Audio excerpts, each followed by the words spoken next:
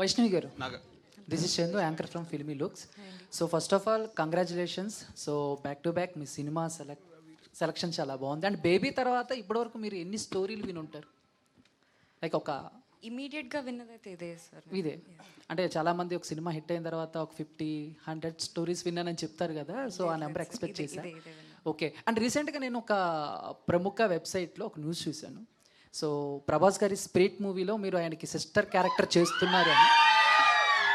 అది ఎంతవరకు కరెక్ట్? ఒకవేళ కరెక్ట్ అయితే అప్డేట్ ఏమన్నా త్వరలో ఇవ్వబోతున్నారా, లేకపోతే టీం ఏమన్నా మిమ్మల్ని అప్రోచ్ అయ్యిందా ఏంటి? లేదండి, నో. ఒకవేళ వస్తే చేస్తారు?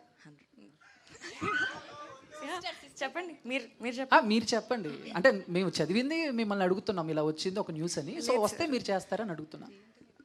వస్తే డెఫినెట్గా చేస్తాను, బట్ ఇప్పుడైతే ఏం రాలేదు sir. Okay okay, thank you. Ashish okay. Thank you Vaishnavi గారు.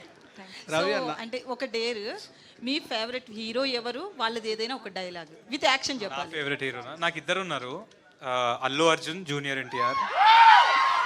సో అంటే నేను చిన్నప్పటి నుంచి నా ఫ్రెండ్స్కి చెప్పుకుంటూ వచ్చాడు డైలాగ్.